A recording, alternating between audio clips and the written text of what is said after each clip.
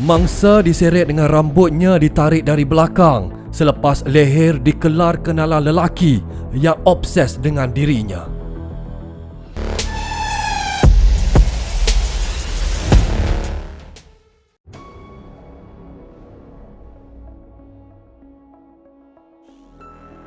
Tanggal 2 Februari 2015, negara digemparkan dengan kisah tragis kematian pelajar tahun 1 Universiti Teknologi Mara UiTM, kampus Permatan Pauh, Pulau Pinang yang dikelar kenalan lelakinya. Syarafi Abu, 25 tahun, yang bekerja sebagai tukang masak di Melaka, sudah lama menaruh hati kepada Nur Syuhada Johari, 20 tahun, sejak gadis itu masih bersekolah menengah. Suspek yang tinggal sekampung pernah meluahkan hasrat untuk menjalin hubungan serius dengan mangsa. Namun, cintanya ditolak, malah tidak direstui keluarga kerana suspek dikatakan beberapa kali ditahan kerana penyalahgunaan dadah.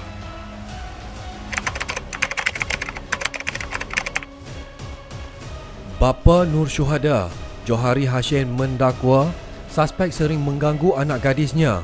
Malah, satu laporan polis pernah dibuat ke atas suspek. Dia sendiri pernah menelefon dan menghantar khidmat pesanan ringkas SMS kepada pemuda berkenaan supaya berhenti mengganggu anak gadisnya.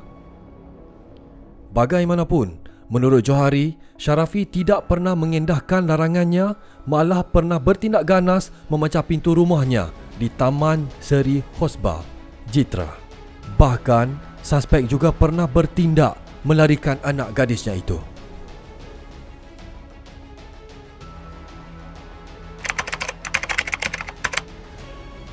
Pagi itu, suspek datang berjumpa dengan Nur Syuhada di pintu masuk asrama UiTM. Ketika itu, suspek dikatakan mengunggut mangsa supaya mengikutnya menaiki kereta. Jika tidak, dia akan menikam mangsa. Rakan mangsa yang berada di situ cuba menghalang Nur Syuhada mengikut kehendak suspek kerana lelaki itu membawa senjata bersamanya.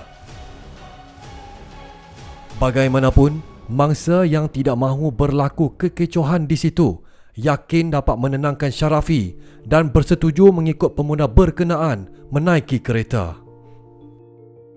Bimbang keselamatan Nur Syuhada, rakan mangsa kemudian bertindak menghubungi keluarga mangsa untuk memaklumkan kejadian itu, termasuk suspek memiliki pisau.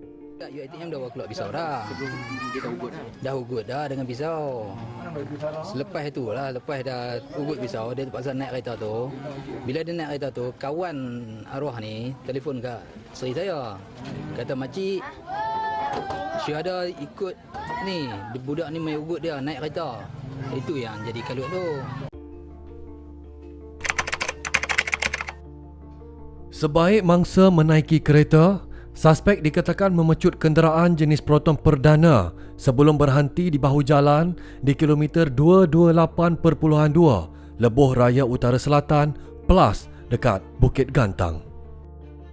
Menurut pemangku Ketua Polis Daerah Taiping, Superintendent Ismail C. Isa, ketika itulah ada saksi melihat mangsa dan suspek bertengkar di dalam kereta. Saksi mendakwa melihat seorang perempuan keluar kereta sebelum kelihatan terjatuh di atas jalan. Seorang lelaki kemudian keluar dari kereta dan cuba menarik gadis berkenaan ke kiri jalan. Seorang lagi saksi mendakwa melihat suspek mengheret mangsa dengan menarik rambutnya dari belakang dan perempuan itu kelihatan seolah-olah meminta pertolongan. Kejadian itu menarik perhatian pengguna lebuh raya lain yang turut berhenti untuk membantu. Suspek kemudian bertindak melarikan diri ke hutan berhampiran, namun datang semula ke lokasi kejadian untuk mengambil telefon bimbitnya yang tertinggal di dalam kereta. Telefon dia kata telefon tak dapat. Lah sekali bapak suspek telefon kat saya. Kata anak dia telefon kat dia, kata dia dah tikam anak saya. Ketika itu, saksi mendengar suspek menelefon seseorang sambil meminta maaf dan mengakui dia telah melakukan kesilapan. Dia kemudian cuba melarikan diri semula ke hutan, namun berjaya diberkas orang ramai yang berada di situ sebelum diserahkan kepada pihak polis. Siasatan awal di lokasi kejadian menemukan sebilah pisau lipat yang dipercayai dibuang suspek di bawah bukit di tepi lebuh raya berkenaan. Nur Syuhada yang cedera parah di leher meninggal dunia ketika mendapatkan rawatan di Hospital Kuala Kangsar. Bedah siasat ke atas mayat mangsa mendapati kematiannya disebabkan satu luka tusukan di leher yang menyebabkan pendarahan teruk. Suspek Sharafi Abu ditahan reman 7 hari bermula 3 Februari 2015 bagi membantu siasatan. Kes disiasat mengikut Seksyen 302 Kanun Keseksaan yang membawa hukuman mati mandatori jika sabit kesalahan. Pada 16 Februari 2015, dia didakwa di Mahkamah Magistrate Taiping atas tuduhan membunuh Nur Syuhada Johari pada 11.55 pagi di kilometer 228.2 Lebuh Raya Utara Selatan 2 Februari lalu. Pada November tahun sama, Sharafi mengaku tidak bersalah di atas pertuduhan membunuh pelajar jurusan Diploma Pengurusan Pelancongan dan Hotel UiTM Permatang Pauh itu. 2 tahun dibicarakan, tanggal 12 Mei 2017, Mahkamah Tinggi Taiping menjatuhkan hukuman gantung sampai mati ke atas tertuduh selepas didapati bersalah membunuh Nur Syuhada. Pesuruhjaya Kehakiman Mohamed Zaini Mazlan mensabitkan Sharafi Abu yang ketika itu berusia 27 tahun atas kesalahan membunuh selepas mendapati pihak pendakwaan berjaya membuktikan kes prima facie terhadap tertuduh. Pihak pembelaan juga gagal menimbulkan keraguan munasabah terhadap kes pendakwaan. Dalam penghakimannya, Mohamed Zaini berkata, keputusan itu dibuat selepas mengambil kira hujahan dan penjelasan terperinci daripada pihak pendakwaan dan pembelaan. Dalam hujahan pembelaan, Sharafi mendakwa mangsa sebenarnya yang bertindak menikam dirinya sendiri. Bekas tukang masak lelaki dijatuhi hukuman gantung sampai mati oleh Mahkamah Tinggi Taiping Perak selepas didapati bersalah membunuh penuntut Universiti Teknologi Mara Pulau Pinang 2 tahun lalu. Bagaimanapun, pakar forensik memberikan 2 bukti yang berbeza. Sepanjang perbicaraan, Timbalan Pendakwa Raya Yusaini Amir Abdul Karim, Muhammad Amril Johari dan Muhammad Azrul Faiz memanggil 16 saksi manakala pihak pembelaan menampilkan 2 saksi termasuk tertuduh. Pada 6 November 2019, Mahkamah Persekutuan Putrajaya mengekalkan hukuman mati ke atas Sharafi kerana membunuh dengan mengelar leher bangsa 4 tahun lalu.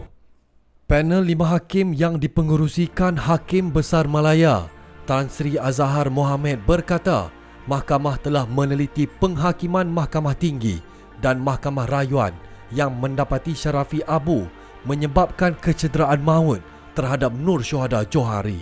Beliau berkata, kedua-dua mahkamah itu yang mendapati Sharafi menyebabkan kecederaan maut disokong oleh keterangan. Isu utama yang dibangkitkan oleh peguam Sharafi adalah sama ada si mati menikam dirinya sendiri sambil menambah bahawa isu itu telah dipertimbangkan oleh Mahkamah Tinggi yang kemudiannya membuat kesimpulan bahawa tertuduh menyebabkan kecederaan maut terhadap si mati. Hakim-hakim lain yang bersidang ialah Hakim Besar Sabah dan Sarawak Tan Sri David Wong Dakwah dan Hakim Mahkamah Persekutuan Datuk Rohana Yusof, Datuk Nalini Patmanaden dan Datuk Vernon Om Lang Kiat. Sharafi gagal dalam rayuannya di Mahkamah Rayuan yang mengekalkan keputusan hukuman gantung sampai mati terhadapnya.